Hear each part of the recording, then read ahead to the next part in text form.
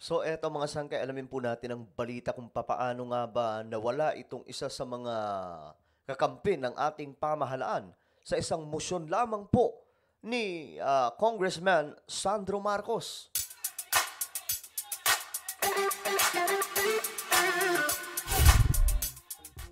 Hello, what's up mga sangkay? Magandang oras po sa inyong lahat. This is me. I'm back for another vlog today. Kamusta po kayo? At today, pag-uusapan po natin mga sangkay ang isa sa sinasabing kakampi ng ating pamahalaang Marcos ngayon na bigla pong binakante ang kanyang posisyon, ang kanyang opisina mga sangkay sa isang musyon lamang po ni Congressman Sandro. Ano bang nangyari, no? Ganun ba makapangyarihan itong si Sandro Marcos at sa isang tawag lang, sa isang salita lamang mga sangkay, bigla pong natanggal o nawala. Bagamat may sinasabi mga sangkay na itong tinutukoy natin ngayon, nagbitiw.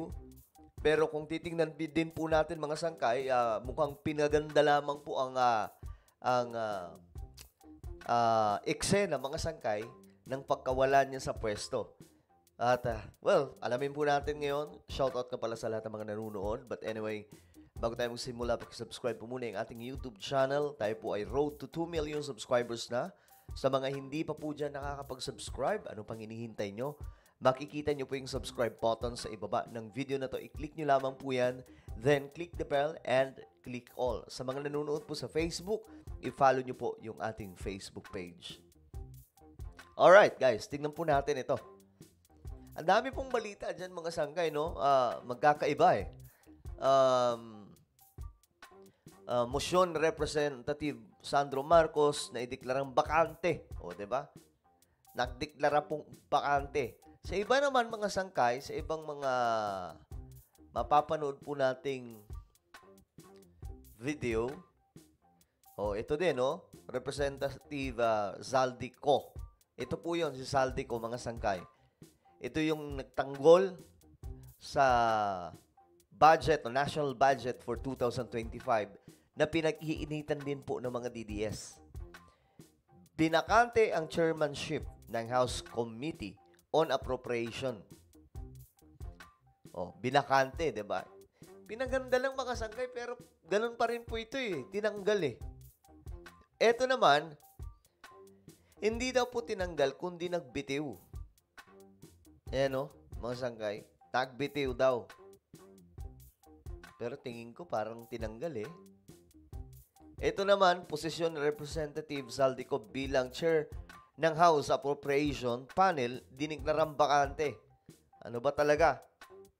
Okay. Tingnan po natin mga sangkay. Alamin po natin sa balitang ito. Naghain ng mosyon sa plenaryo si Senior Deputy Majority Leader Sandro Marcos para naghain ng mosyon si Sandro Marcos. ideklarang bakante ang chairmanship ng House Committee on Appropriations. Ayun, para ideklara na bakante itong pwesto ni Zaldico. At this moment nga mga sangkay, na hindi ko alam kung alam ito ni Martin Romualdez, pero makikita po natin mga sangkay yung reaksyon ng mukha ni Romualdez na parang nagulat. Pero hindi po natin alam. Kumbaga ito lamang po ay ating mga uro-uro, mga sangkay na baka hindi alam. Pero nabigla po ang marami dito. Kasunod niya, nagbitiw bilang chairman ng komite si Ako Bicol Party List Representative Zaldico. Pagkatapos nun, saka po nagdeklara na nagbitiw. Ba't nauna po yung motion ni Sandro Marcos bago po yung pagbibitiw, di ba? Sa isang pahayag, sinabi ni Ko na nag-ugat ang desisyon niyang bumaba sa pwesto dahil sa kanyang kalusugan.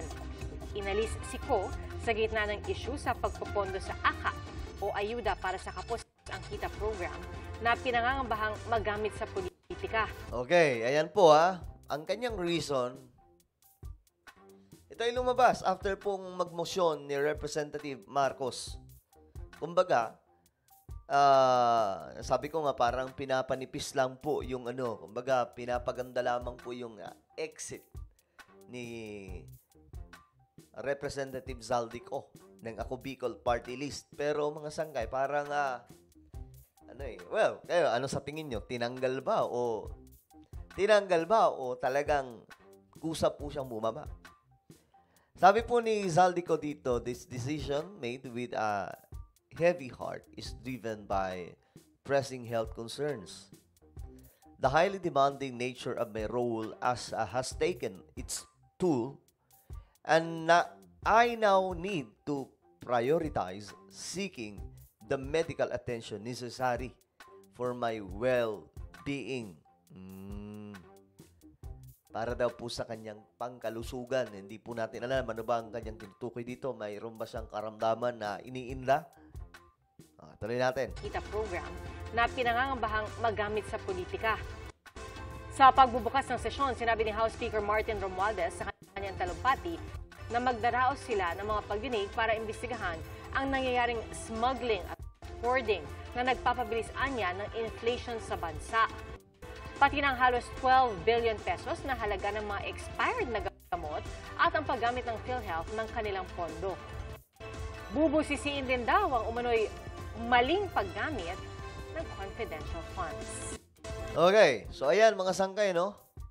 Eto, tignan po natin itong balita from UNTV about dito sa pagbakante daw po ni Sandro Marcos. Magandang hapon, Rosalie. Ano ang dahilan ng pagkakatanggal kay Congressman Zaldico bilang chairperson ng... Ba't tinanggal nga? Hindi talaga siya nag-resign.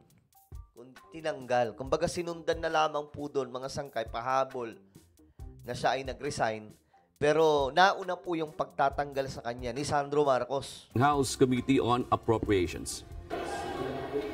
O June, walang binanggit na partikular na detalye si Ako Bicol Party List Representative Zaldico kaugnay nung sinasabi niyang pressing health concerns o issue sa kalusugan kaya bumaba sa pwesto bilang chairperson ng House Committee on Appropriations. Pero yung pagdedeklara na bakante ang posisyon ng House Panel Chairman ay ginawa sa pagbabalik sesyon ng Kamara kanina pagkatapos ng December 2024 holiday break.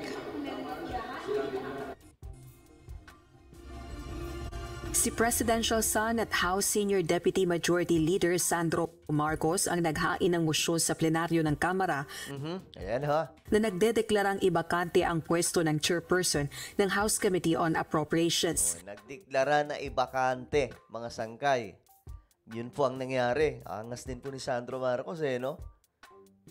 Napindi din Akalain mo, mga senior niya po ito, mga sangkay, pero talagang hindi po natakot. So ano kaya ang dahilan na sa panig po ni Sandro Marcos?